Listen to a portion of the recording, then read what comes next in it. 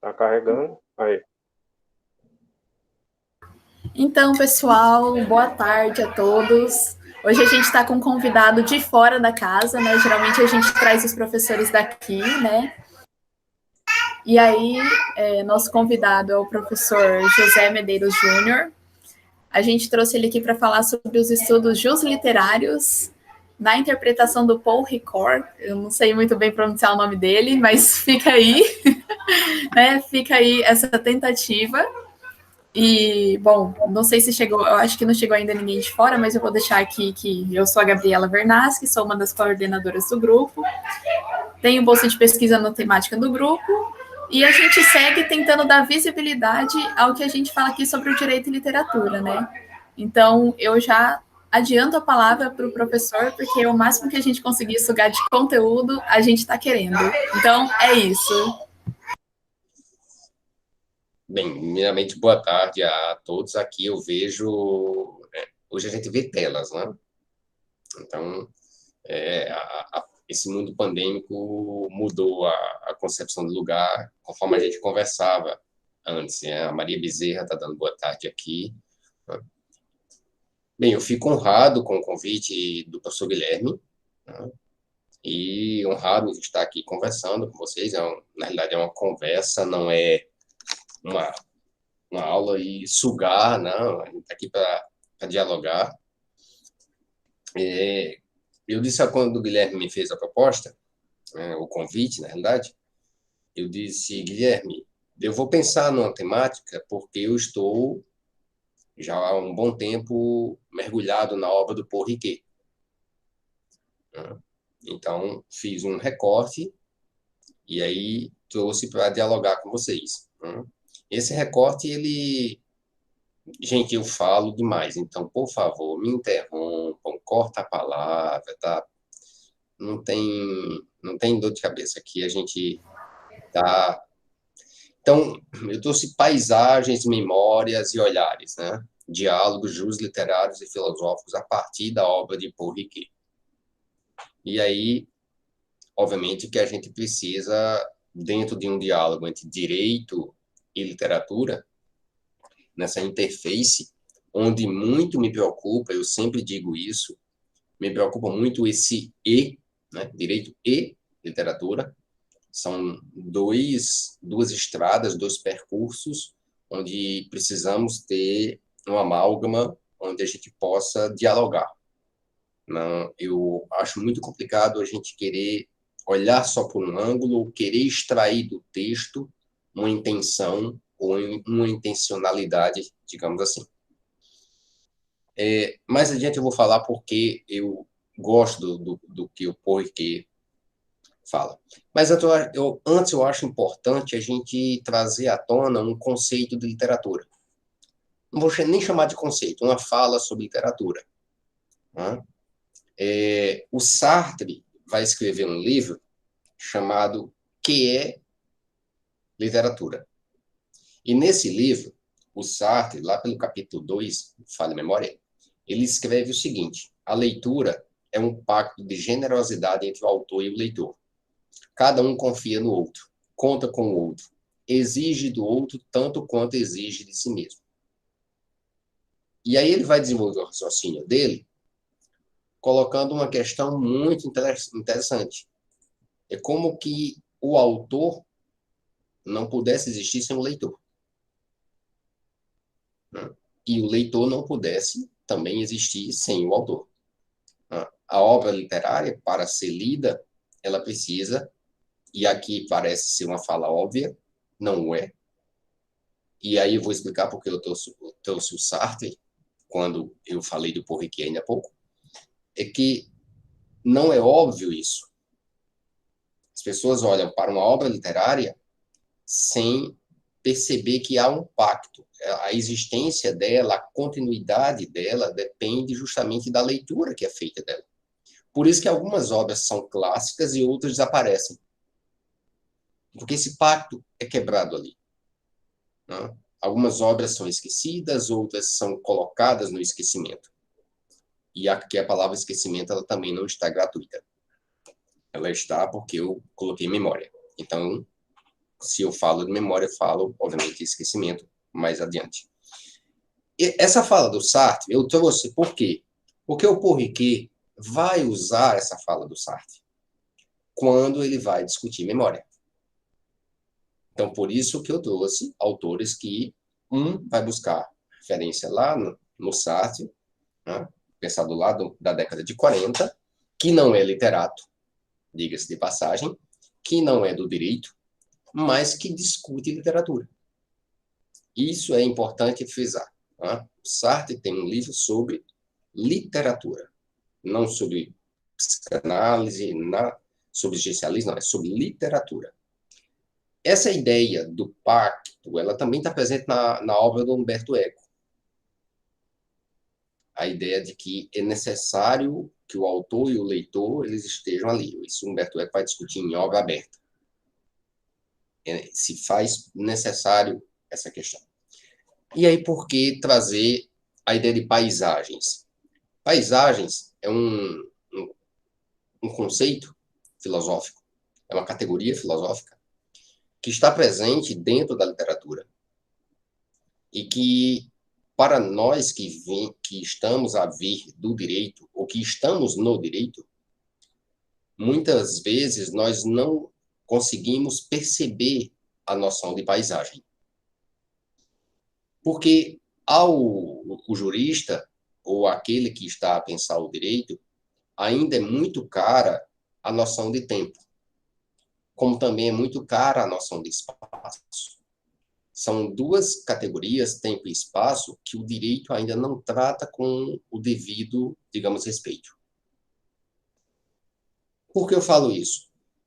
Tempo e espaço, se nós fôssemos fazer um percurso aqui, um percurso do conhecimento, como o Paul Ricoeur chama, inclusive ele tem um livro que tem esse título, Percurso do Conhecimento, a importância de entendermos, né, como as categorias foram sendo construídas ao longo do conhecimento, como também algumas categorias foram sendo afastadas desse mesmo conhecimento, né, mas de forma onde autores dialogam. Quando esses autores dialogam, você tem a construção de uma nova categoria. O que ocorre na obra do Paul Ricoeur? Em tempo e narrativa, o Paul Ricoeur consegue, e aí isso é uma leitura que aqueles que estudam a obra do Paul Ricoeur fazem, é como que ele tivesse conseguido fazer uma amálgama entre tempo e espaço. Na trilogia que o Paul Ricoeur escreve, Tempo e Narrativa, ele vai falar do conceito de intriga no volume 1, ele vai falar da obra de ficção no volume 2, e ele vai falar do tempo narrado no volume 3. Mas nos 3 volumes, o Paul Ricoeur se preocupa muito com resolver essa equação tempo e espaço. E para resolver essa equação tempo e espaço, obviamente ele tem que discutir com 2 autores, a saber, Aristóteles, e aí ele mergulha nas 100 primeiras páginas do volume 1 de Tempo e Narrativa, ele mergulha no pensamento aristotélico, e logo depois ele mergulha no pensamento de Santo Agostinho. Né? E a velha aporia de Santo Agostinho, né? O que é tempo? Né? Bem, tempo eu sei, desde que não me peçam para explicar o que é o tempo. E o Paul Ricoeur vai colocar justamente que é necessário entender o tempo dentro da narrativa. Dentro da hermenêutica filosófica, o Paul Ricoeur é o primeiro a fazer isso. Então, é tanto que ele é posto depois como o filósofo da hermenêutica do século XX. Obviamente que eu não estou aqui fazendo propaganda dele, eu estou discutindo a questão. Esse percurso do conhecimento do Paul Ricoeur nos leva a discutir o seguinte: o que são as palavras? Porque dentro de uma discussão de direito e literatura, se faz necessário entender que as palavras elas não existem isoladamente. Até porque quem trabalha com hermenêutica, ela não pode ser vista enquanto um jogo de palavras. Isso nós podemos ver na obra de um hermeneuta como Paul Ricoeur, podemos ver no Gadamer, que vai dizer a mesma coisa, a palavra não pode ser vista de forma isolada, não existe sentido a palavra. Mas o Paul Ricoeur tem uma frase que é interessante. Ele diz que o dicionário é analógico. E no mundo que a gente vive hoje, de técnica, de tecnologia, é tanto que nós estamos aqui distantes, mas estamos conversando, dialogando. Pensar o dicionário enquanto um ser analógico é justamente você dizer que as palavras ali não têm sentido. Elas vão ter sentido, signo, significado, quando elas estão no texto, quando elas estão dentro do seu contexto. E isso somente é possível fazer a leitura quando nós mergulhamos na obra. E aí, vamos a um exemplo bem claro. Um autor que diga isso, um autor da literatura. O Saramago vai falar isso. O Saramago, ele vai dizer que as palavras não têm sentido se isoladas, por exemplo, em 3 livros dele. A Caverna, Intermitências da Morte, Ensaio sobre a Lucidez. Ele tem praticamente o mesmo parágrafo. Interessante isso. O Dostoiévski tem essa preocupação de afirmar que as palavras não têm sentido se isoladas. E aí poderia citar vários outros autores, mas não é o caso. Mas por que essas palavras não têm sentido isolado? Vamos lá. Aí eu chego no primeiro conceito, ou na primeira categoria que eu trouxe para a gente conversar. Paisagem. Paisagem é uma palavra que, se formos ao dicionário, ela vai ter uma abordagem. E dificilmente a gente tem o hábito de olhar a paisagem. E aí nós estamos falando paisagem no seu sentido literário do termo. Não estou falando mais em paisagem no seu sentido, digamos, físico. O Michel Collot é um filósofo francês. Ele vai escrever que a paisagem ela suscita um grande interesse por parte das ciências humanas. Porque não dá apenas a ver, mas também a pensar. E de onde ele foi buscar isso, o Collot, Michel Collot? Ele foi buscar isso na obra do Balzac. Porque o Balzac escreve que a paisagem tem ideias e faz pensar. Então, vejam bem, a literatura já aponta que a paisagem, ela não é uma paisagem física. Ela não é uma paisagem que pudéssemos falar no seu sentido ambiental. Ela não é uma paisagem da tela do computador. Quando a gente liga o computador hoje, está tudo lá florido e a gente trancado em casa. Devido ao mundo pandêmico, já que há uma gravação. Não é aquela que você tira foto, né? Não é isso. Não. É uma paisagem que me leva a pensar, me leva a refletir sobre a construção ou a leitura daquilo que eu estou fazendo. E aí o Collot vai fechando o seu raciocínio na obra, dizendo que o pensamento paisagem é um pensamento partilhado, do qual participam o homem e as coisas. Então, imaginemos, por exemplo, uma tela. Uma tela de um pintor famoso, seja ele qual for, e que lá nós coloquemos um objeto que não consta na tela. Adulteremos aquela tela. Você alterou a paisagem. A paisagem deixa, portanto, de existir, porque a tela é a paisagem. A tela em si é a paisagem. O objeto é estranho a ela. E por isso o Collot vai dizer, a paisagem ela se distingue. Ela não é uma extensão no seu sentido objetivo, não é algo geométrico, ou muito menos geográfica. A paisagem, ela é justamente algo a ser pensado na literatura. Aí vocês podem, obviamente, perguntar, mas onde está presente isso? Há um livro, não está aqui perto de mim, se eu não mostrava a capa, mas eu digo, tenho de referência à mente, que é do Saramago. Levantado do Chão, o nome do livro. É o que deu o Prêmio Nobel de Literatura a ele. Levantado do Chão, o Saramago vai mudando como o Saramago não escreve por capítulo, não sei se alguém aqui é familiarizado com a leitura de algum texto do Saramago. Ele não escreve por capítulo. Assim, não tem um divisor por capítulos. Tá? Às vezes ele não usa nem pontuação direito, né? É uma coisa... São os famosos parágrafos de 4 páginas. Sim. Então, o que acontece? O Saramago, em Levantado do Chão, a primeira frase do livro é: a paisagem que há mais na terra é o latifúndio. O segundo parágrafo do livro começa com a palavra paisagem. E a cada mudança de cenário, ele inicia com a palavra paisagem. Então, vejam bem, você pode analisar a obra de forma hermenêutica a partir de uma categoria filosófica que é uma palavra isolada dentro do dicionário: paisagem. Porque nós não estamos habituados a olhar para determinadas palavras como algo que venha a ser uma categoria filosófica. E paisagem o é. Paisagem é posta como categoria filosófica. Não só pelo Michel Collot. Há uma série de autores dentro da poética, e aí poética no seu sentido literário, a poética do Aristóteles, a poética do Victor Hugo, que quando escreve do grotesco ao sublime, há uma série de autores, aí você vai ver o Bachelard, a poética do espaço, o Michel Collot vai fazer a poética da paisagem.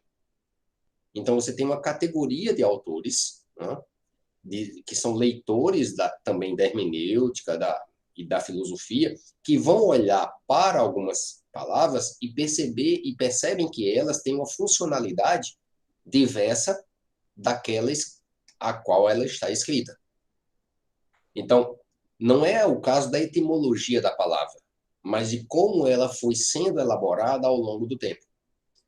Uma coisa que eu acredito que a todos aqui chame a atenção é quando você está lendo um texto literário e você tem aquela situação.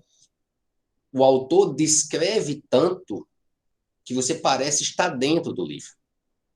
O Proust fez isso em Busca do Tempo Perdido. Né? Então, quer dizer, talvez o Proust descreve tanto que por isso que ele chegou a 6.000 páginas para escrever Em Busca do Tempo Perdido. Mas é necessário perceber que a paisagem ela está sendo descrita ali. E a paisagem ela está muito presente também na poesia. Talvez mais presente na poesia do que na prosa. Ao poeta que é dada a licença poética, mas a paisagem, você pode abrir a janela e você muda o cenário. Mas você abre a janela dentro de uma prosa ou abre a janela dentro de uma poesia. O cenário... Fica à vontade, Felipe. Professor, teve uma vez que eu acompanhei uma entrevista com um escritor atual aqui, brasileiro, que escreve história de fantasia e tal, e aí ele disse uma coisa que eu acho que tem a ver com o que o senhor disse sobre a paisagem, que quando o escritor ele passa um tempo descrevendo o local da história, onde as coisas estão acontecendo e tudo mais, você transforma aquela história como se fosse um 2D em segunda dimensão, né, como se fosse um teatro cenográfico para um 3D, né, você faz o local ficar tridimensional, né, você imerge mais, né, na narrativa. Na narrativa. Gabriela. Não, uma coisa que me parece bem interessante é que esse conceito de paisagem, ele me remete muito ao conceito de horizonte do Gadamer. Assim, não que eles tenham o mesmo significado, pelo contrário, né? Mas quando você falou sobre abrir as janelas, né? Eu lembrei muito que o horizonte, ele te abre os sentidos, né? E te permite entender a lógica daquelas coisas. Então, eu acho que daria muito para mesclar essas paisagens e esse horizonte dentro da literatura, né? Faria praticamente um quadro, né? Mas seria muito interessante. É uma questão estética, né? Se olhar, até porque a paisagem ela é uma noção de espaço. E o espaço é uma discussão que o Gadamer faz também. Até porque, para trabalhar com a hermenêutica, o espaço é algo inerente, como o tempo é algo de suma importância. Quando a gente sai um pouco da noção de paisagem e começa a adentrar na obra do Paul Ricoeur, o que mais chama a atenção é a preocupação que o autor vai ter de não descolar de tempo e narrativa. Ou seja, a narrativa ela não pode ocorrer fora do tempo. E aí a gente entraria numa questão muito densa, que é o próprio conceito ou a conceituação do que vem a ser tempo. Que aqui não dá tempo para a gente responder, já sendo redundante, porque se essa questão vem desde Platão até hoje, passando por Santo Agostinho, não seríamos nós aqui, muito menos eu, que iríamos resolver. Podemos até problematizá-la mais, o que é uma outra questão. Eu gosto muito de usar o termo possibilidades. Quando eu estou falando... Por que eu gosto de possibilidades? Porque eu olho... eu não vejo o passado, eu não vejo o presente, mas eu posso construir possibilidades. Calma, vamos lá. Como é isso? De forma genérica, né, o tempo foi posto como passado, presente e futuro. Quando você vai para a narrativa literária, e principalmente num diálogo entre direito e literatura, o Albert Pepe, de saudosa memória, escreveu que direito e literatura estão mais próximos do que muita gente imagina. Né? Talvez o primeiro texto sobre justiça que muitos aqui leram tenha sido Antígona. E não foi um texto jurídico. É um texto literário. Se você for marcar no tempo o que é o direito positivo, pegando lá do Código Napoleônico, 1804, o que tem antes é um conhecimento sobre justiça, sobre direitos e categorias que foram construídas ao longo da filosofia, ao longo do percurso do conhecimento. E muita literatura. E essa literatura ela vai influenciar. Aqui na Toledo, os professores recomendam muito o livro O Caso dos Exploradores de Caverna. Também é uma história, né? Deve ser uma história. É o Caso dos Exploradores de Caverna. Muita gente utiliza, inclusive, no primeiro período. Primeiro período para conhecer justamente quando se dá. Mas se a gente fosse passear por escolas filosóficas que trabalharam com formas de interpretação, todas elas utilizaram a literatura. Todas elas têm a literatura como elemento fundante. Mas voltemos ao Paul Ricoeur. Então, em Tempo e Narrativa, nesse primeiro volume, ele vai mergulhar e ele vai dizer, olha, o Aristóteles vê o tempo assim. O Agostinho vê o tempo assim. É a preocupação do grande pensador. Ou seja, ele olha primeiro quem discutiu o tempo para que ele possa se posicionar. Então, ele discute o conceito de tempo em Aristóteles, ele discute o conceito de tempo em Santo Agostinho, percebe que há uma certa proximidade, mas, ao mesmo tempo, há um certo afastamento entre os dois conceitos, tanto de Agostinho como de Aristóteles, e ele vai dizer que a narrativa é o grande problema não solucionado. Porque só existe tempo se for narrado. E aí o que ocorre? Eu, particularmente, eu não uso a palavra presente. Eu uso a palavra momento. Porque nós começamos a conversação, o nosso diálogo aqui, por volta de 5h35. Já é passado. Então, por mais que a gente diga que estamos hoje, dia 19 de agosto, conversando no presente, já é passado. Muita coisa já passou. Então, eu uso o momento, que já passou também. Né? Então, isso cria uma série de possibilidades que vai depender muito da leitura que eu faço, do olhar que eu tenho para aquela leitura que eu fiz, daquela leitura que eu deixei de fazer também, porque quando fazemos leitura, temos que lembrar sempre que algo nós fizemos, uma escolha.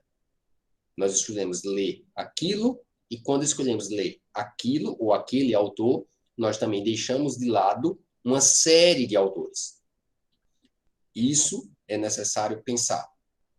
É uma reflexão que eu faço sempre. Se eu escolho percorrer por esse caminho do conhecimento, eu estou trilhando, tá, à margem de outros.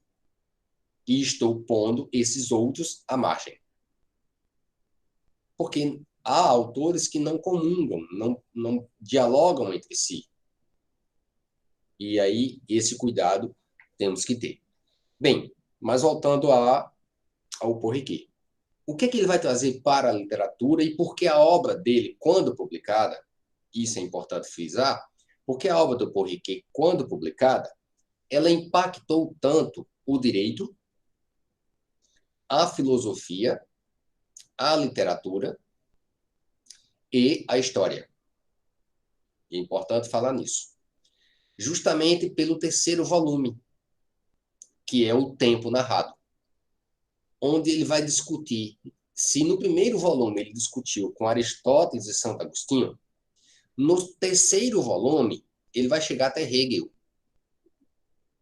que é o último que ele, é como que ele dissesse assim, a hipótese do Porriquet, inclusive, vai estar no terceiro volume, nas últimas páginas, quando ele diz, de forma textual, que não existe tempo que não venha a ser tempo narrado. E aí, o que é o direito? O que é a literatura? A literatura é tempo narrado. Obviamente que sabemos se a literatura uma obra de ficção. O texto literário é uma obra de ficção, se bem que algumas obras estão se tornando muito reais ultimamente. Mas isso é uma outra discussão. Bem, o direito não é ficção. Mas a norma jurídica, quando ela é construída, ela é pensada no tempo e no espaço.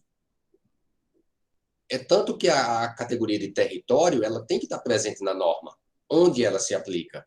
É uma noção territorial. Se a gente pegar o direito internacional como exemplo, onde ela ser brasileiro, então a norma jurídica do ordenamento jurídico brasileiro se aplica a todos nós. Quando eu olho para o diálogo, quando direito e literatura se encontram, eu tenho que ter o cuidado de não é buscar na literatura um elemento jurídico. Não é isso que o Porriquet diz. Você não tem que buscar na literatura um elemento histórico, ou um elemento jurídico, ou um elemento filosófico. Você tem que ler a obra. A leitura da obra vai te fornecer elementos jurídicos, históricos e filosóficos. O caminho inverso não é uma leitura recomendada. Ou seja, ir buscar na obra de, aí o autor fica a critério, na obra de o conceito X. Vamos a um exemplo bem concreto. Eu gosto muito de exemplos, mas fiquem à vontade para me interromper, eu já disse isso, eu adoro ser interrompido. Memória. Memória é uma categoria filosófica. Memória no singular, porque nós temos uma memória. Essa memória que nós temos, e aí eu estou, obviamente, falando da conceituação trazida pelo Porriquet, sobre o conceito, sobre a categoria memória, em outra obra dele, Memória, História e Esquecimento. Ele faz essa trilogia, Memória, História e Esquecimento. São páginas que ele escreve para tentar entender justamente a construção da narrativa, E ele vai, quando ele fala da memória, ele diz, olha, a memória, ela é una, mas eu tenho filetes de lembranças. Eu tenho filetes de lembranças. Esses filetes de lembranças, como me lembra muito do filme Matrix, né? O filme Matrix, aqueles filetinhos verdes da abertura e do final. Então, é como que aqueles filetes eles fossem conformando uma coisa só. Então, as nossas lembranças de infância, por exemplo, conformam o que nós temos hoje como memória. Né? Detalhe, ele não está fazendo isso gratuitamente.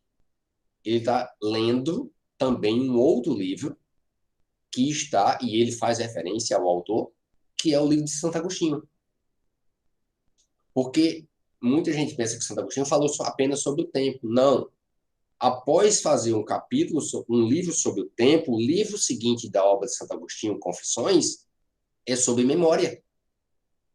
Então, se ele quer resolver o problema, criar uma nova hermenêutica filosófica, ou Porriquet, com esse amálgama do tempo com a narrativa, onde a narrativa só pode ser percebida no tempo, grande Guilherme, obrigado pelo convite, né? Paro aqui, o recebo, vejo o violão ao canto, né? Com Vossa Excelência a palavra. Não, gente, boa noite, que isso, não vim interromper, não. Já já a gente conversa, vamos ver se eu consigo ouvir um pouquinho Medeiros. Bem-vindo, Medeiros, obrigado pela sua presença aqui no GP. Eu que agradeço. O violão está ali ao canto que o violão fala. Não fique em silêncio. Mas o que ocorre? Essa leitura da categoria memória lá em Santo Agostinho, o Porriquet vai trazer à tona. Porque ele não parte do nada. Aliás, ninguém parte do nada. Então, ao escrever Memória, História e Esquecimento, o Porriquet está fazendo alusão justamente a alguém já falou sobre memória. Eu estou apenas dizendo que a memória ela é conformada por lembranças. E como é que ele nos exemplifica com isso? E aí o exemplo não é do Porriquet, o exemplo é meu. Vamos lá. Não sei se aqui alguém já leu, né? Mas se não leu, fica a indicação, Os Miseráveis, de Victor Hugo. O personagem central dos Miseráveis... Ô, professor, Oi. Vale a versão infanto-juvenil, que é a reduzida? O livro é grande, hein? Fica à vontade, Felipe. Aí. A versão infanto-juvenil reduzida eu li.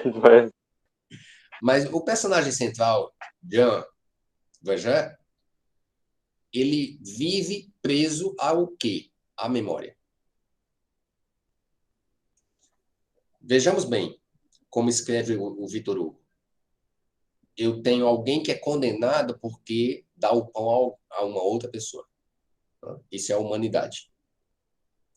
Alguém que é condenado por dar um pão a uma outra pessoa. Quando ele volta das galés, todo o livro, a memória dele é trazida à tona porque o Estado o persegue. E à medida que o Estado o persegue, a memória dele vai sendo trazida à tona. E ele sabe que não cometeu crime algum, mas a memória o faz ver. Victor Hugo. Vamos a um outro autor, Camus. Camus, quando o Camus faleceu, havia uma obra escrita, não publicada. O Primeiro Homem. É o único romance do Camus. Romance, como a gente, digamos, iria categorizar dentro da teoria literária. Em O Primeiro Homem, o Camus, lá na parte inicial, ele fala da memória. Ele diz que a memória dos pobres, ela é uma memória em preto e branco. Diferente da memória de outras pessoas. Ele estava fazendo referência ao tio dele, uma pessoa ao qual ele era muito afeiçoado. E esse livro é escrito nas memórias do Camus porque é quando ele está no trânsito da Argélia para a França. Memória. Então, veja bem, eu citei duas obras, diferentes do tempo e no espaço, mas que estão presas à memória dos seus autores. Podíamos citar Cervantes. Quem é Don Quixote? Don Quixote é alguém que leu e ficou preso às memórias dos livros de cavalaria. E toda a, aspas, loucura quixotesca vai se desenvolver a partir da memória. Por isso que o Paul Ricoeur vai ter essa preocupação de escrever, o livro é um só, Memória, História e Esquecimento, mas ele tem uma preocupação de 200 páginas sobre a memória. Memória coletiva, memória individual, e essa conformação de dizer a memória, ela é uma. Agora, o conjunto de lembranças que conformam essa memória, aí ela é distinta. E aí ele vai buscar na história uma outra questão, a seletividade, que é um outro aspecto que todos nós aqui temos. Nós lembramos daquilo que queremos. Isso é muito caro para a gente em determinados momentos.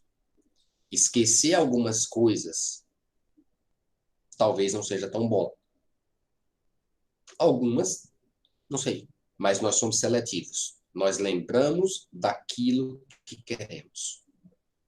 Esse caráter seletivo da memória é abordado por Paul Ricoeur a partir da escola francesa de história, que vem desde o Marc Bloch, década de 30, e vai se desenvolver a escola das análises, e vai se desenvolver até os anos 90. Por isso que eu dizia a vocês que Tempo e Narrativa, que é a trilogia, a obra, quando é publicada, ela impacta também a história. Porque ela muda a concepção de tempo da própria história. Porque se a história, se só há tempo se for narrado, então a história não teria um tempo passado. Olha o problema que o Paul Ricoeur criou para os historiadores. Não haveria um tempo passado, porque eu tenho que ter a narrativa. Não? Portanto, não haveria também a possibilidade de não, o passado vai se repetir no futuro. Porque eu não conheço a narrativa futura. Então, não posso dizer que isso vai se repetir. Eu posso ter semelhanças. Mas repetição, nunca. Aquilo, até porque seria uma questão dialética. A repetição, ela negaria a dialética. Por uma questão muito simples, que é, eu sou péssimo de chat. Deixa eu abrir aqui. Gabriel, abre o microfone. Eu sou péssimo de chat. Tá? O direito tem de escrever a história nas suas positivações. O direito precisa da história. Pode falar, João, fica à vontade. Professor, essa última questão que o senhor colocou como dialética tem a ver com esse processo do Ricoeur que tenta trazer no mesmo tom as teorias tanto de Freud, Nietzsche e o Marx? Freud e Nietzsche, ele discute. O Marx, ele procura um certo afastamento. O Ricoeur é uma pessoa que vá lá. Do Marx, ele tem um certo distanciamento. Ele respeita o Marx. O Marx é um autor citado por várias vezes no texto do Ricoeur, mas não como, digamos, uma referência a ser seguida. É um autor que... Porque, ao meu ver, pelo que o senhor disse, ele corrobora com a ideia de história, ambos os dois, né? Não haver essa questão cíclica que muito se pontuou em outras escolas, mas, do outro modo,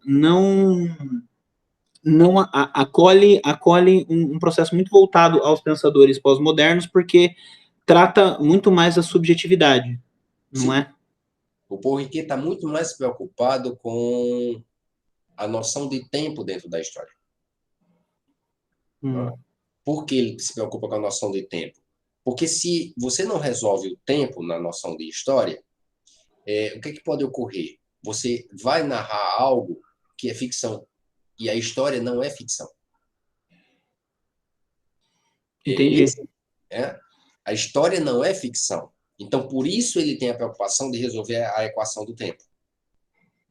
Porque o texto literário é ficcional, por mais que ele se aproxime da realidade.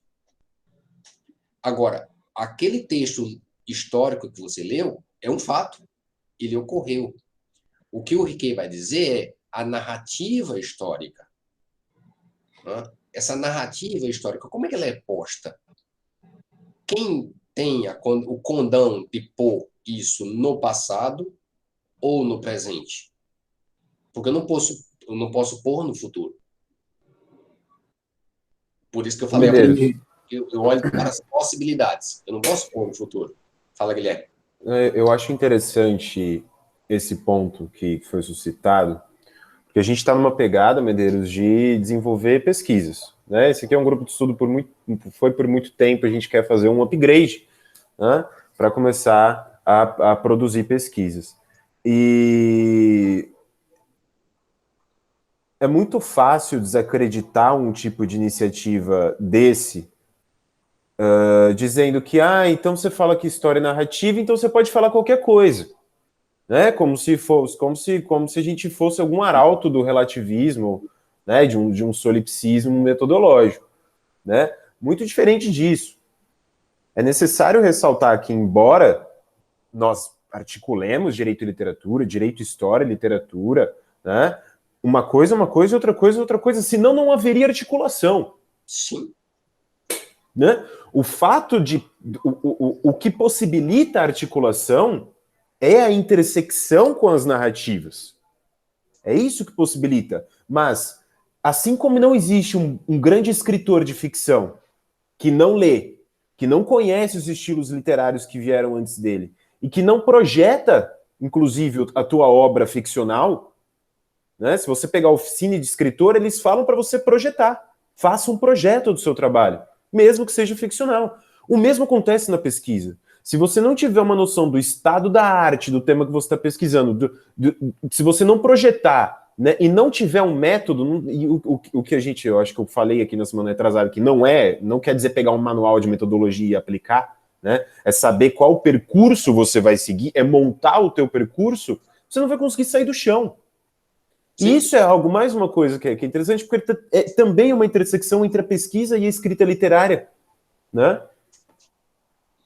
Não, o que você falou, Guilherme, e aí eu preciso esclarecer tanto para o João como para o Felipe e a Gabriela, porque a gente conversou antes, a Mariana, a Maria, Matias e o Júlio, a gente não estava conversando antes, mas eu falava de percurso, eu falava de poética, justamente com essa preocupação. Né? Porque se eu não olho aquilo que já existe, né, aquilo que eu posso produzir vai ser, no máximo, repetição, para não usar um outro termo que a academia tanto questiona e tanto combate. Então, eu tenho que olhar, mas eu tenho que ter essa preocupação. E, antes da tua chegada, eu dizia aos meninos, eu tenho uma preocupação muito grande com o E, de direito e literatura, direito e história e literatura, filosofia e literatura, porque são territórios diferentes, são territórios distintos, né? E essa distinção, ela tem que estar posta, ela tem que ser demonstrada, porque se ela não é demonstrada, e o Porriquet teve essa preocupação, tempo e narrativa, ele sabe que está falando em uma categoria filosófica, tempo, e de uma outra categoria que advém da literatura, que advém da história, que está presente no mundo jurídico, que é a narrativa. Mas ele sabe que isso vai impactar de forma diversa. E por saber disso, ele vai justamente trabalhar também com uma preocupação e aí ele vai entrar em conflito com outros autores, de ir de encontro, né, no combate acadêmico, no bom combate acadêmico, ao conceito de representação. O Riquet vai escrever em Percurso do Conhecimento, ele vai saindo do Kant, ele percorre o Descartes, ele vai pelo Kant, E aí, antes de abrir a parte segunda do livro, de Percurso do Conhecimento, ele diz que sair do kantismo é muito difícil. Mas aí o título do capítulo é A Ruína da Representação. Então, veja bem, ele tem a noção de que o conceito de representação está muito presente nas narrativas. Então, todos nós somos sabedores. Mas se ele quer construir um novo pensamento, uma nova forma de olhar a própria narrativa, sem a representação, ele tem que dizer de onde ela veio, né? E tirando cada tijolo que a segura, até que a parede caia. Falando de forma metafórica. E por falar de metáfora, o Porriquet é adepto de uma outra circularidade, onde a metáfora está presente, mas que não é uma metáfora de um objeto morto. Para o Porriquet, a metáfora é algo vivo. E o que é esse algo vivo? A metáfora para o Porriquet, e o título, inclusive, da obra, é A Metáfora Viva.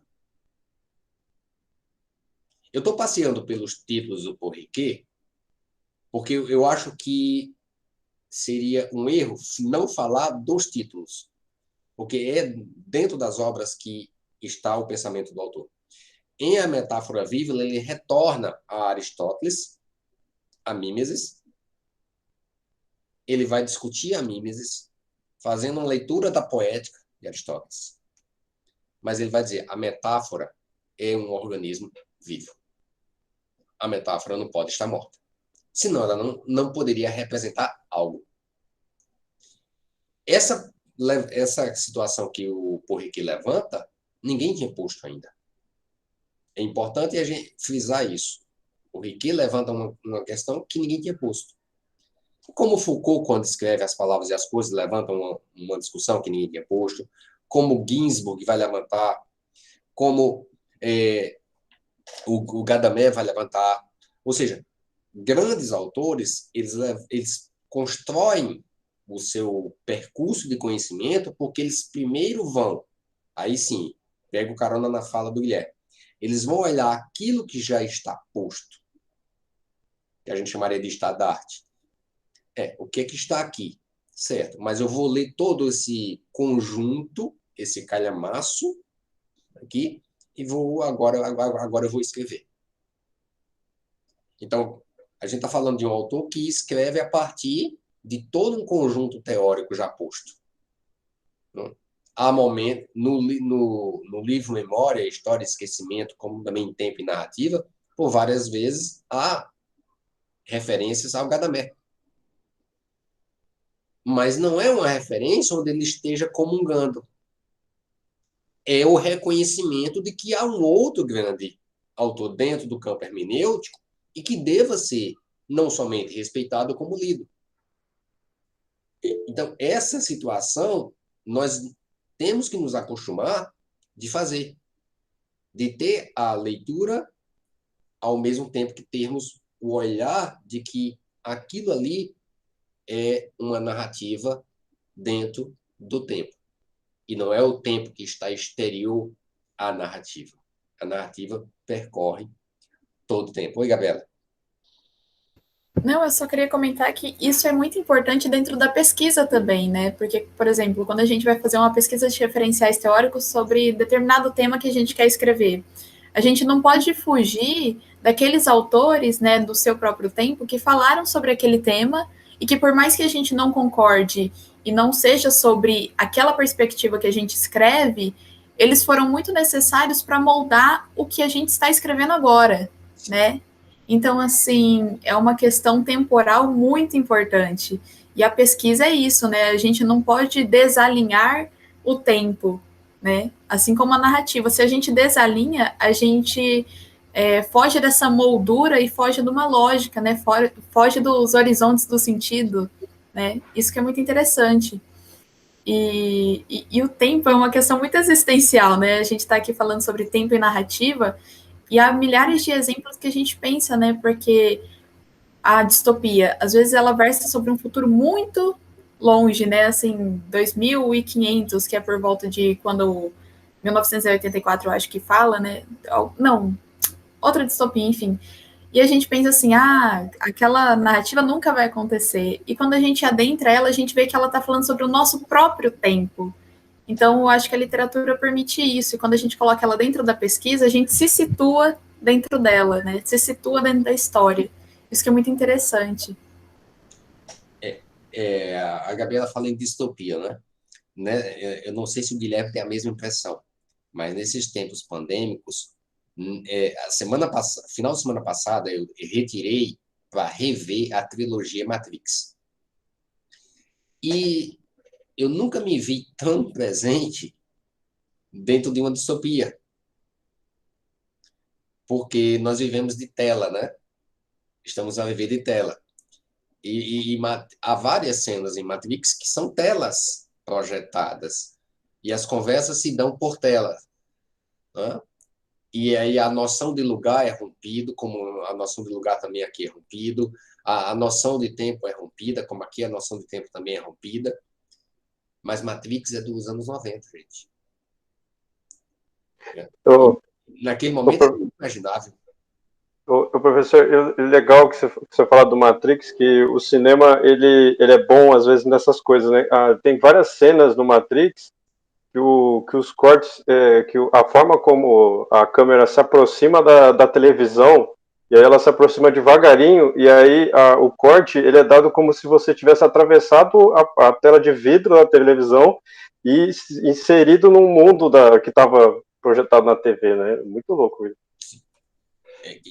Mas a loucura, ela é boa. Não tenha medo da loucura. A loucura nos ensina a pensar, e inclusive a loucura, vocês vão me chamar de insano. A loucura nos ensina a pensar, e isso me leva a Erasmo. O elogio o Guilherme tá rindo, né? O elogio da loucura. Né? Não, eu dou risada porque eu concordo com você, né, velho? E esse livro do Erasmo é muito legal, pode te falar. O elogio da loucura, o Erasmo dedica e por que eu estou falando desse livro? Porque a Gabriela falou na distopia, esse livro tem a ver com uma distopia. A parte inicial do livro, o Erasmo dedica a um outro grande pensador da época, um inglês, Thomas More, que escreveu a Utopia. Então, os autores dialogam, mas voltemos a tempo e narrativa, memória, história e esquecimento. A memória, ela é algo extremamente, como já dissemos, seletivo, mas ela é algo muito interessante quando a gente para pensar no seguinte. Vocês já sentiram que a lembrança, ela é um momento de luto?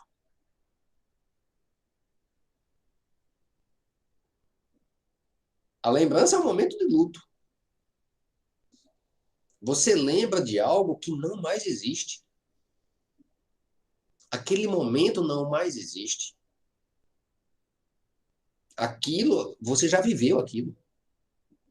É por isso que a nossa memória ela vai se tornar seletiva, porque nós vamos escolher aquilo que queremos lembrar ou não.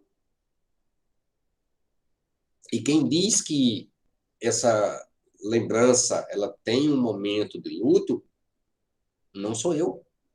Está no Sartre também.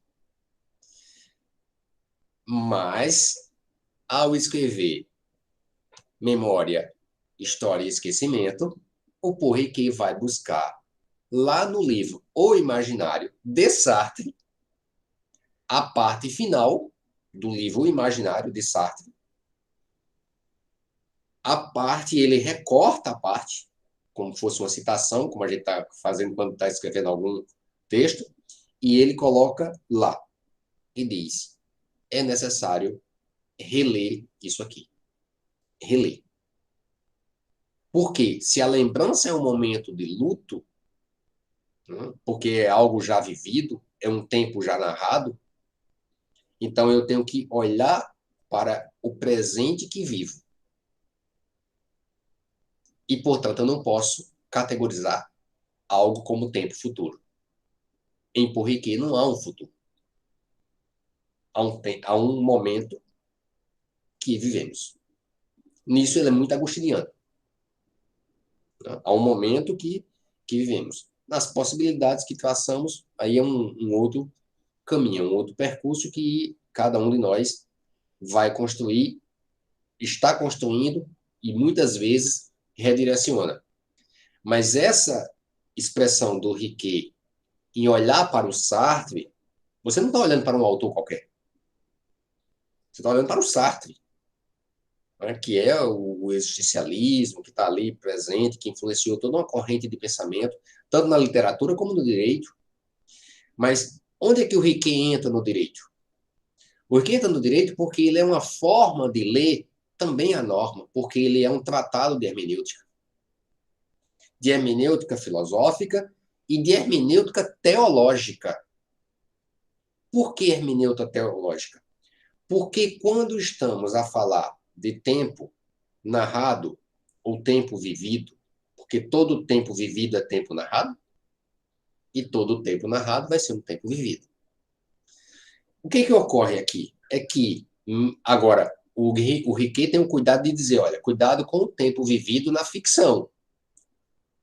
Ah? Esse você não viveu. Esse você narrou. Agora, o tempo que você vive como ser humano é um tempo vivido e é um tempo narrado. Então, essa distinção ele faz no volume 2 da trilogia. O que ocorre com o Riquet? O Riquet vai ler alguns autores do direito. Eu não vou, obviamente, falar de todos aqui, mas eu vou elencar alguns que entendo serem importantes e que são de leituras densas. Por exemplo, Habermas, John Rawls, e ele vai escrever 2 livros chamados de Justo, volume 1 e 2. E nesses 2 livros ele vai passear por ciência política, Hannah Arendt, fazendo a interpretação da obra da Hannah Arendt, a partir do conjunto hermenêutico que ele construiu. Ele está aplicando aquilo que ele construiu.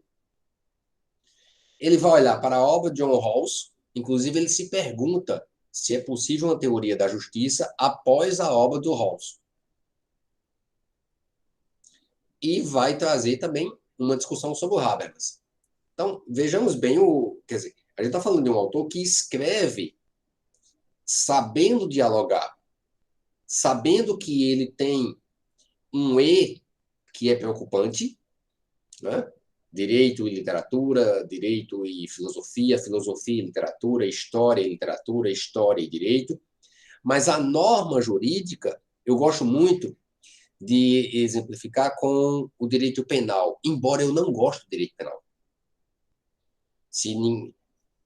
Acho que o Guilherme não sabia disso, não, das nossas reuniões de NPTIL, mas o direito penal é uma coisa que eu não gosto, que o Paulo Silas não me escute.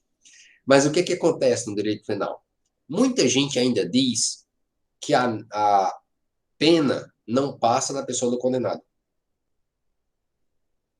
Porque você tem um princípio dentro do direito penal da individualização, né, da conduta. E quando você individualiza a conduta, você individualizaria, portanto, a pena. Se a gente olhar por esse ângulo, então a norma é fria, é dura. E aí, quando eu olho para o Conde de Monte Cristo, como é que a norma penal não atravessa os demais? Você tem perda familiar, você tem perda social, vamos lá, a privação da liberdade. A privação da liberdade, ela não é só daquela pessoa.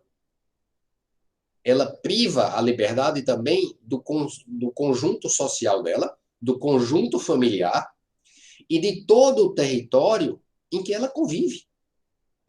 Não estou aqui dizendo que algumas pessoas não tenham que ter a privação da liberdade dentro do ordenamento jurídico brasileiro. Eu estou apenas a dizer que a pena aplicada àquela pessoa na privação de liberdade, que vem lá do direito penal, ela atinge outras pessoas.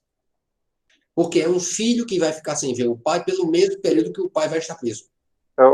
Só para contextualizar o pessoal, no Conde de Monte Cristo, o Edmundo, né, Ele perde, ele perde a mulher, ele ia casar, não vai casar mais. Aí ele perde a promoção no emprego, e aí ele perde também o pai, porque o pai depois morre. Ele tá na cadeia e o pai morre. Então, né? E o que é que ele aprende a contar na cadeia? Oi? O que é que ele aprende a contar na cadeia para não perder a noção de realidade? O que ele aprende a contar, ele encontra lá o outro... O tempo. O tempo. Pô, eu achei que era a história verdade. do Lula que vocês estavam contando. Verdade. Desculpa. Vocês estão falando uma obra literária. Mas tem momentos que ele tá na cadeia e ele perde a noção do tempo. E aí que ele é o momento que ele tenta se matar, tal. Aí ele encontra o outro preso, tal. O padre chama a atenção dele, que o padre é um outro prisioneiro, e diz, olha, não se pode perder a noção do tempo. É verdade. Mas isso quem está dizendo é a literatura, não é o Porriquet, não é o Gadamer, não é o Rawls, em Teoria da Justiça, não é o Locke, lá nas cartas sobre tolerância. Não é a filosofia, é a literatura. Então, quando o Antônio Cândido diz que a literatura antecipa, ela antecipa, sim. Agora, construir um conjunto teórico-metodológico, que foi a preocupação que o Guilherme levantou, né? Construir um conjunto teórico-metodológico para fazer essa intersecção. A Gabriela falou que discute cultura, né? Ou seja, com qual elemento cultural? O Clifford Geertz, que discute lá interpretação das culturas, né? Ou com cultura híbrida, ou com sociedade em rede do Castells, com qual elemento cultural? Ou seja, é um construto teórico que a Gabriela, me desculpa, vai ter que escolher para construir um elemento teórico metodológico que faça ela pensar a partir da hermenêutica. E isso nós não estamos acostumados a fazer. E aí, vou pegar carona na fala do Guilherme, não é pegar um manual de metodologia. É pensar a metodologia a partir dos autores que escreveram sobre metodologia. Semana passada, num encontro como esse, Guilherme, Felipe, João, Gabriela, Mariana, uma pessoa me dizia que não usaria nunca o Descartes. Teceu duras críticas ao pensamento cartesiano. Eu não sou um adepto do Descartes. A gente está falando aqui de hermenêutica, então estamos bem distantes do Descartes. Eu só fiz uma pergunta. O que leste do Descartes? Porque essa é outra preocupação. Você não pode fazer uma construção teórico-metodológica tecendo um conjunto de críticas a quem já escreveu, a quem já pensou, né? Se você não consegue olhar para aquilo ali. Se você não consegue ler a obra porque eu não gosto. É como você dizer, não, o positivismo é ruim. Ok, vamos sentar, vamos dialogar uma tarde. O que é positivismo? O que é o pensamento positivista, a filosofia positivista? Ou então vamos... não sei se foi o Felipe ou foi o João. Acho que foi o João. Pós-modernidade. Tá, então vamos parar. Vamos discutir o que é modernidade. Em que momento saímos da modernidade para colocarmos pós? O projeto da modernidade vingou? Deixo essa dor de cabeça com vocês. O projeto da modernidade vingou?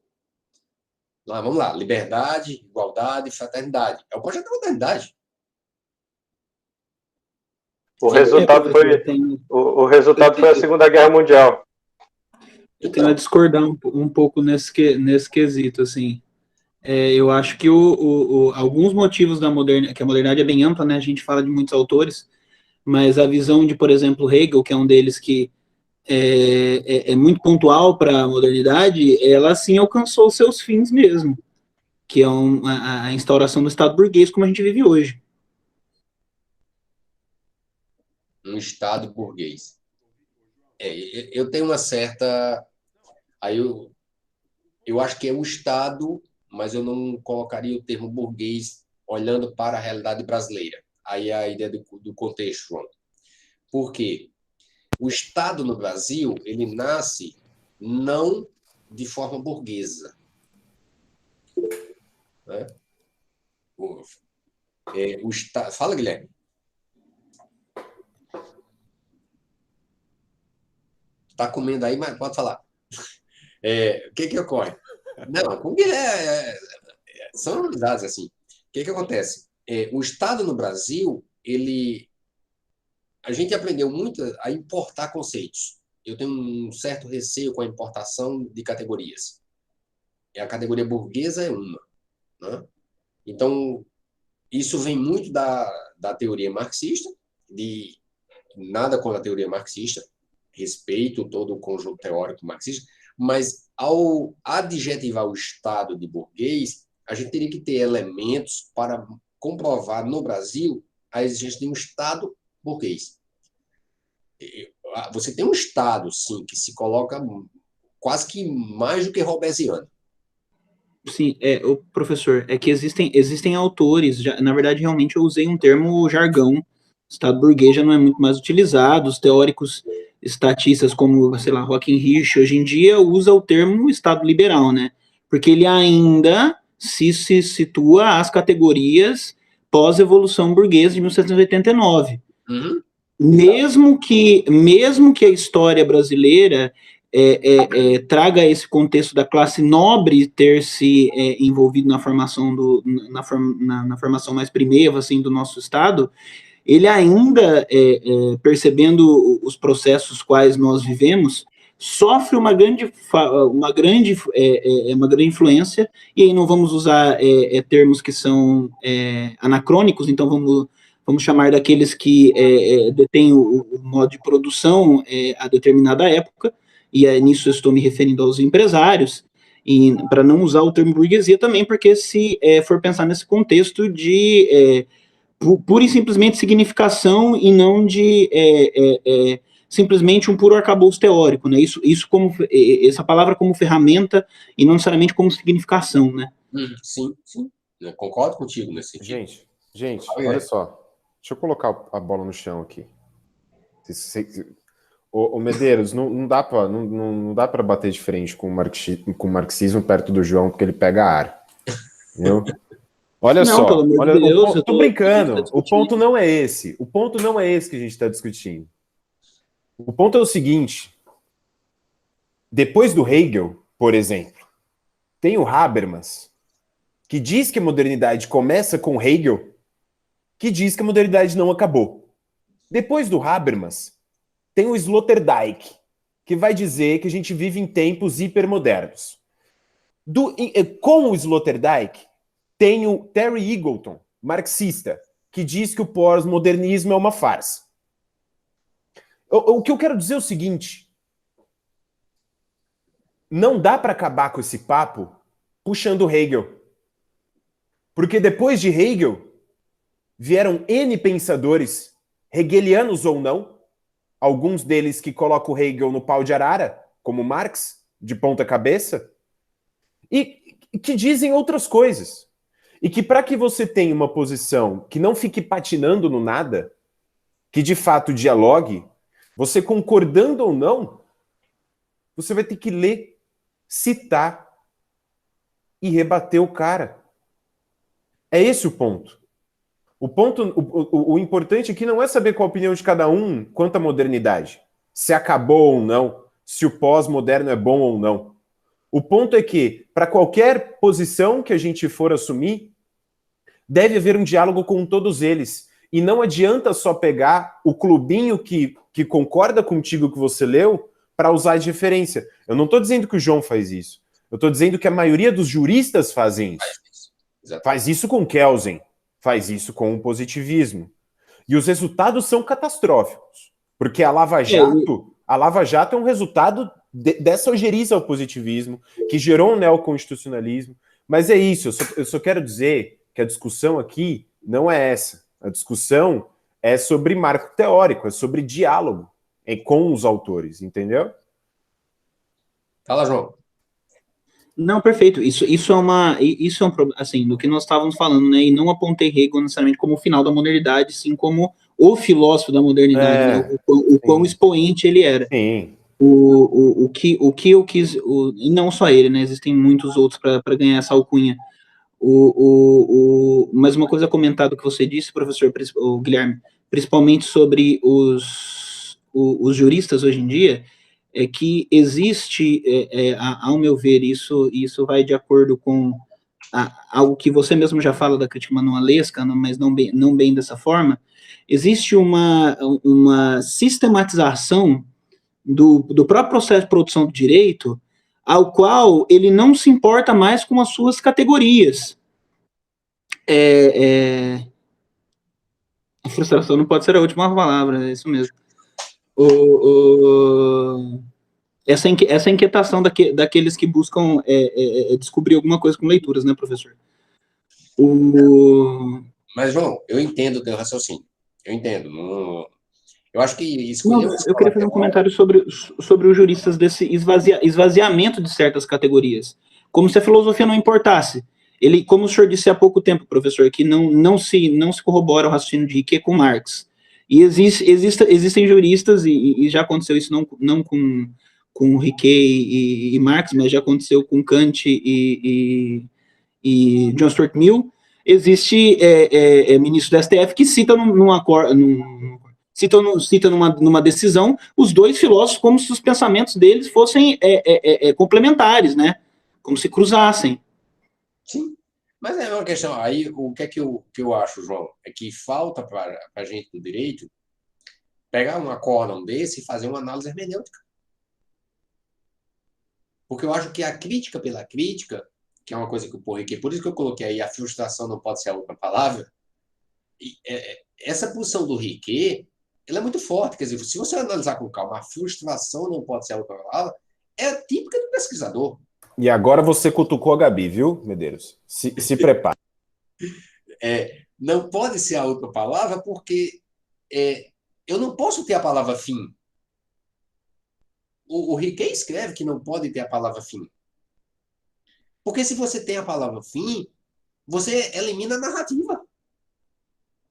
Qual é a próxima narrativa, se a palavra é fim? E quando, quer dizer, o Riquet, no mesmo parágrafo que está essa expressão que eu coloquei no chat, a frustração não pode ser outra palavra, ele inicia esse parágrafo com a palavra fim.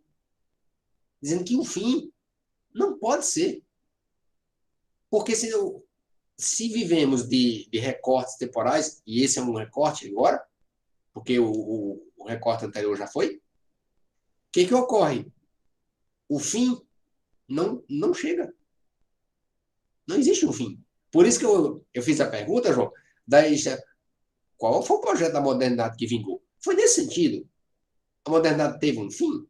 Nós paramos realmente para discutir a modernidade? Ou ficamos mais naquela de fazer uma crítica a qualquer teórico do direito ou da literatura sem nunca ter lido? Gabi, só um minutinho, Gabi. Eu já dei aula em pós-graduação de História. E uma vez, um aluno chegou na sala com o manifesto do Partido Comunista embaixo do braço. Não estou te cutucando, tá, João? Mas olha só, chegou com o manifesto do Partido Comunista embaixo do braço. Na ementa, Guilherme, tinha lá Foucault, Ginsburg, mas tinha Marx também, tinha todo mundo. Na ementa da disciplina, que era a teoria da história. Então, o que acontece? Ter a leitura do manifesto porque você faz história é moda. É isso que eu quero chamar a atenção. Você lê o manifesto particular, é como se você estivesse lendo um vade-mecum e dissesse, estou lendo direito. Porque tudo que um vade-mecum não contém, é direito, ele contém normas. São duas coisas bem distintas. E aí você entra em qualquer livraria dessas virtuais, e qual é o livro mais vendido? É um Vade-Mecum. E ele está onde? Na categoria direito de livros.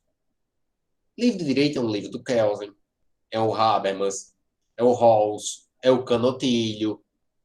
Há uma diferenciação. Não é? Então, essa é a questão. Fala, Gabi, desculpa. Não, eu ia pegar, igual você falou sobre essa questão da frustração. Lembra muito que o Streck fala que a gente tem que pegar a literatura e utilizar ela como um desconforto, né? A gente tem que partir do desconforto para falar sobre alguma coisa, né? Porque se a gente está confortável com alguma coisa, por exemplo, com a ordem jurídica, a gente não tem uma crítica, né? Que é essencial para construir a sociedade, não é nem o direito, mas a sociedade. Então, eu acho assim que a frustração, o desamparo, né, e essa questão do desconforto, elas são essenciais. E a gente parte delas dentro da pesquisa para falar sobre alguma coisa, né? E só dando uma deixa aqui dos pós-modernos, eu vou pegar o Bourdieu e o Foucault aqui do lado e vou sair correndo dessa reunião. Vou embora.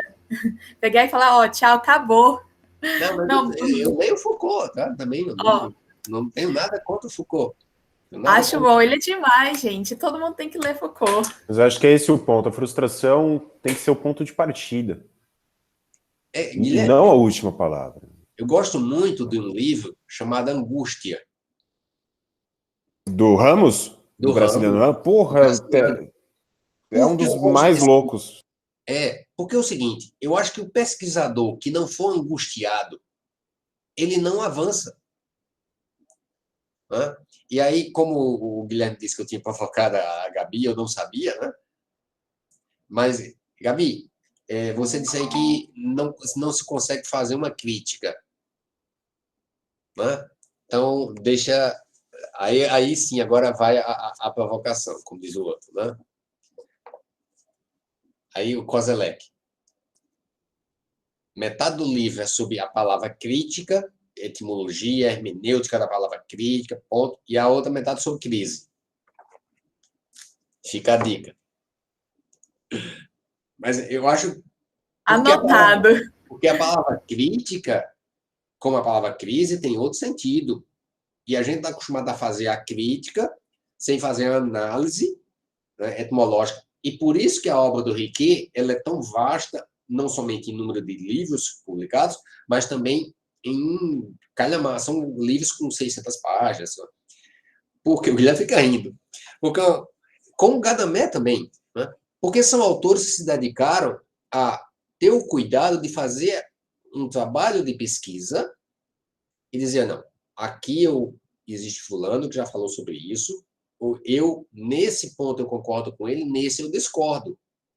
Mas a minha discordância está fundamentada no raciocínio YX, que é o que a pesquisa pede. A pesquisa pede, primeiro, alguém angustiado. Se você não tem uma angústia, gente, não é a angústia da pandemia, não. É a angústia de um problema, de uma hipótese, de uma leitura que você tem que fazer que o teu orientador pediu, né? Daquela página que o orientador, quando pega o texto, diz, olha, reescreve, você entrega assim um texto de 40 laudas, e ele diz assim, reescreve só essas 35. O Guilherme passou por isso tem pouco tempo. Então, essa angústia é uma angústia boa, porque ela te provoca a mergulhar na leitura, no trato da compreensão. E aí há que separar. Entender e compreender não são a mesma coisa. E aí, por quê? Eu tenho que reconhecer, e quando eu falo reconhecer, eu estou indo por um caminho que o Riquet vai, que é a ideia de que eu tenho que conhecer realmente aquilo que eu estou falando. Então, quando eu vou falar em conhecimento, a primeira coisa que eu tenho que falar é em reconhecer aquilo que já existe. E é tanto que ele vai fazer todo um arcabouço teórico sobre a palavra reconhecimento. Por que é necessário fazer isso? Porque existe conhecimento e eu tenho ré, e ré é um vocábulo que vai me fazer retornar. E esse retorno me é necessário. Eu tenho que ir à origem. E aí, ir à origem me lembra um autor que o Guilherme disse que não dá para conversar com... Estou brincando, tá, João? O que acontece? O Marx diz que é necessário ser radical. E nessa passagem ele foi extremamente mal interpretado. E aí eu estou fazendo uma defesa do Marx. Em que passagem está nisso? Está lá tá nos escritos sobre a reforma protestante do Marx. Ele diz, é necessário ser radical. Aí a pessoa pinça essa frase e tira do texto. Aí diz, o Marx escreveu, ó, é necessário ser radical. Olha, fazem isso com a Bíblia há tanto tempo já, hein?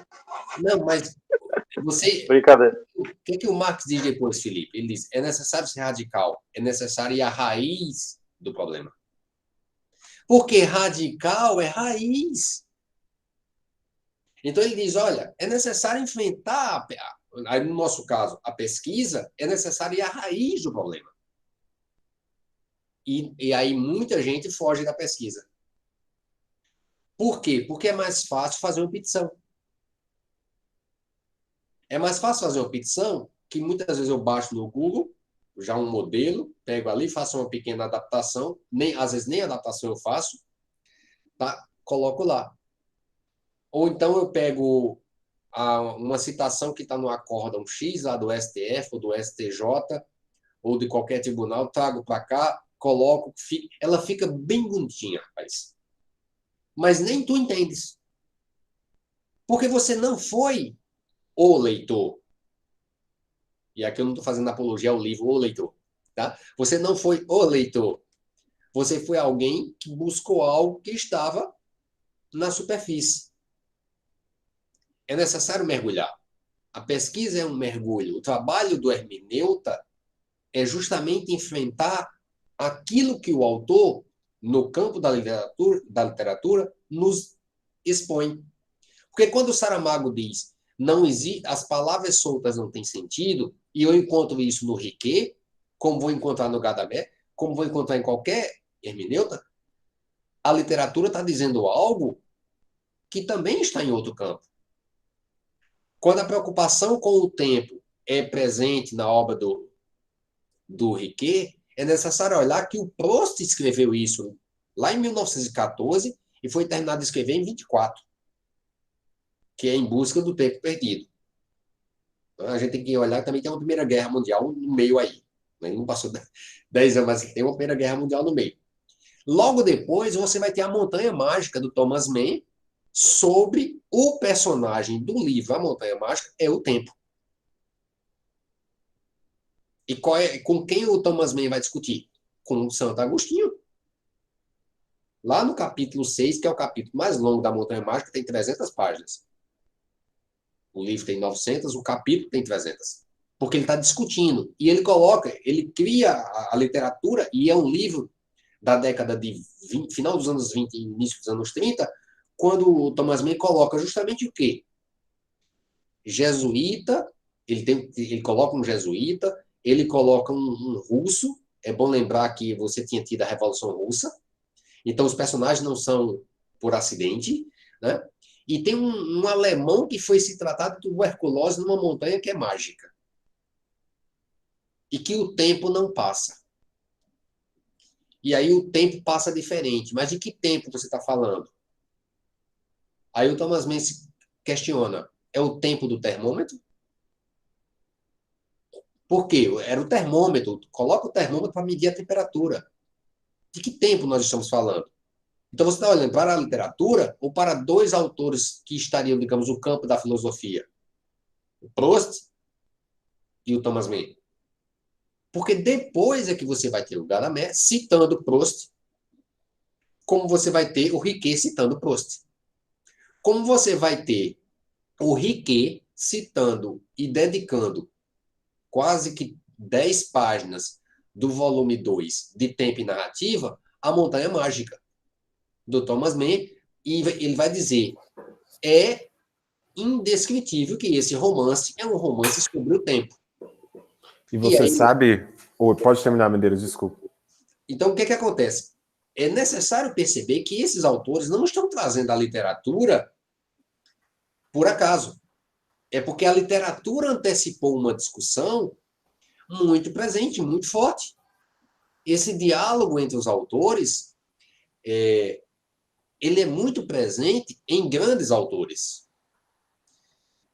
E aí, Guilherme, para te dar a palavra, tem uma passagem em um livro que eu li em dezembro do ano, li em janeiro desse ano, ele foi lançado no Brasil em dezembro do ano passado. Eu recomendo a leitura, é um dos melhores livros que eu já li na vida. Ressurreição. Autor, Tolstói. Tolstói e Dostoiévski foram dois autores que sempre tiveram as suas rusgas. Mas nós estamos falando de dois monstros da literatura. O romance Ressurreição de Tolstói é um romance jurídico. É quase que o Guilherme, que gosta do Kafka, é quase que, digamos assim, eu gostaria de ver um debate sobre o processo de Kafka e Ressurreição de Tolstói. Porque é um erro processual. Mas o que eu quero salientar é o seguinte, é que há uma passagem que a personagem, ela, ao ter sua vida privada da liberdade, alguém vai entregar livros a ela para que o tempo passe. E aí, o Tolstói é o cara que é gênio. Ele coloca, literal, o nome de dois autores russos. Um deles é o Dostoiévski. E a prisioneira não gosta do Dostoiévski. Ela prefere o outro. O que é que ele está dizendo? Ele está sendo irônico. Como o Dostoiévski também foi irônico com o Tolstói. Então, os grandes autores, e aí eu falei de dois monstros da literatura russa, Riquet e Gadamer, senta com um, senta com o outro, eles se respeitam. Nós, muitas vezes, aqui temos nossas rusgas sem saber que eles conversam entre eles. Teoricamente falando. Fala, Guilherme. Gente, eu vou ter que sair, mas eu só queria ler um trechinho o Thomas Mann, ele tem umas cartas, né? Não, esse é um ensaio sobre a composição da Montanha Mágica, o Medeiros. Tem os ensaios. Eu tô lendo de segunda mão e meio que traduzindo do inglês, então são 3 linhas que ele fala. Ele diz, ele é extremamente, né, até pós-estruturalista, né, sobre esse poder profético da literatura. É possível que uma obra tenha o seu próprio objetivo e vontade, seu próprio propósito e vontade. Talvez um propósito e uma vontade muito mais ambiciosa que a do autor. E é bom que assim seja, porque essa ambição não é uma ambição pessoal e não deve vir antes da obra em si. É a obra que deve trazê-la e completá-la. E fica para nós, leitores, fazermos. Não é? Que louco. O Thomas Mann, ele era genial, porque ele tem uma passagem, Guilherme, antes de você sair, ele tem uma passagem quando ele estava indo para o exílio. Porque ele viveu o período do nazifascismo e ele foi viver o exílio nos Estados Unidos. Então, ele vai viajar de navio. Então, na viagem, ele escreve um conjunto de ensaios, né, que ele dedica, inclusive, o nome do livro a Don Quixote. E ele vai fazer o quanto a cultura, aí fica a dica, Gabi, você que trabalha com cultura, o quanto a cultura europeia estava decadente. Era uma crítica ao nazifascismo. Porque você não podia cultuar aquilo. E ele não cita o nazifascismo. Ele vai mostrar que a cultura alemã está decadente, e os momentos que ela vai decaindo.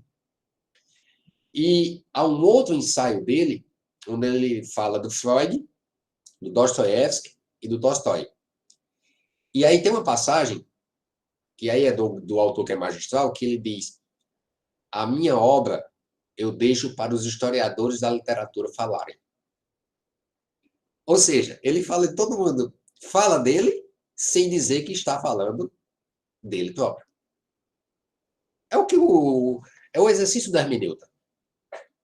O Thomas Mann não deixa de ser um que contribuiu para a construção do pensamento hermenêutico contemporâneo. Isso eu digo sem nenhum receio.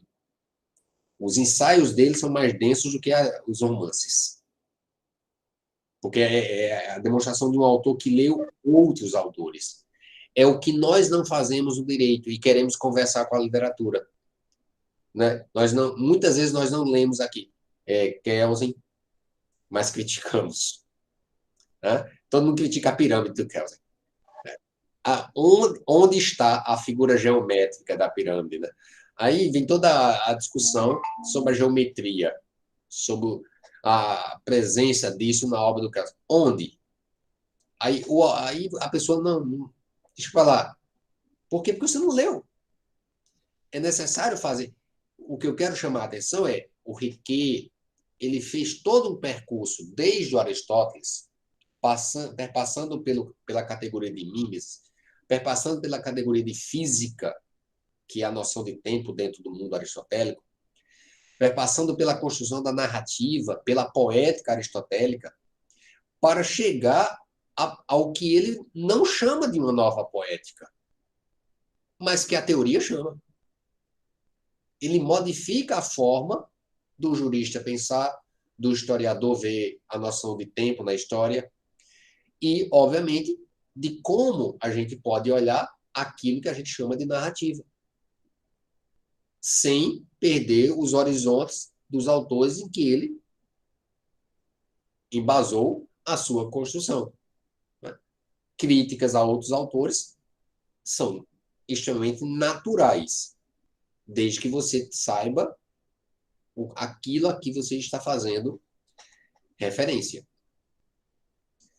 Guilherme, Bom, eu fico aqui, estou Gente, totalmente aberto a vocês. eu tenho que sair, você encerra aí, Fê. Vocês sim. encerram. Um grande beijo, obrigado. Obrigado, Medeiros, pela presença. Eu tenho certeza que a gurizada aí gostou muito, né? Espero que semestre que vem a gente consiga te alugar aí, quem sabe, né? Já fica aí uma intimação. E é isso, gente. Eu tenho que dar aula, infelizmente, já estou atrasado aqui. Mas eu vou. Beijo. Obrigado de novo, viu? É isso. Valeu. Bom, gente, então a gente encerra o nosso grupo nesse horário aí, das 7 horas e tal. Então, mais uma vez, obrigado, professor Medeiros, por estar aqui com a gente, compartilhando aí bastante conhecimento. E se o senhor quiser, se você quiser, né, participar das outras reuniões, a gente vai ter outros convidados e tal. Sinta-se à vontade para vir aqui também mais vezes, assim, com só... Obrigado, Mariana. A gente está sempre aqui falando mal de autores, mas lendo esses autores. Contando mentira, a gente está aqui contando mentira. Contando mentira, mas fundamentadas. Mas eu acho que é importante, eu estou lendo agora esse livro aqui, não sei se vocês conhecem, A Fabricação do Direito. Esse eu não conheço. É um estudo de etnologia jurídica, é do Latour. É uma boa provocação para pensar o direito fora fora dos vademecums da vida. Fora dessa caixinha jurídica. A caixinha é porque senão eu vou ficar a noite toda aqui conversando com você. E a gente fica. E o pior que se deixar, a gente fica. Quando a Gabriela fala de caixinha, eu tenho uma preocupação com a expressão pensar fora da caixa. Uhum. Porque o que ocorre é o seguinte, quando a gente pensa fora da caixa, nós estamos, obviamente, fora da caixa. Eu estou usando aqui uma metáfora, tá, gente?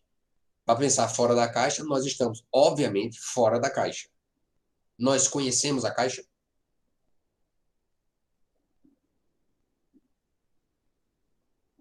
Quais são os limites da caixa? Não, mas porque o que é a ideia de pensar fora da caixa? É pensar diferente. Não é? Então, para pensar diferente, eu tenho que olhar o seguinte: eu estou dentro da caixa, então eu tenho que sair da caixa, conhecendo-a para poder pensar de forma diferente. E aí também entra em questão a cosmovisão, que fala assim, você não sai da sua caixinha, né? A sua caixinha é seu modo de pensar, e quando você quer sair dela, você está entrando em outra caixinha, né? É um looping. Bom, eu acho que a gente vai começar, vai acabar se estendendo aqui, o pessoal tem aula agora à noite na faculdade, mas vamos... Acho que já tá bom de conteúdo por hoje, hein? Já deu uma crise existencial.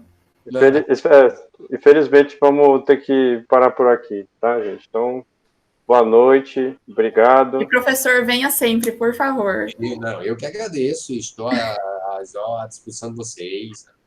Aí o João tem meu contato, o Guilherme tem meu contato.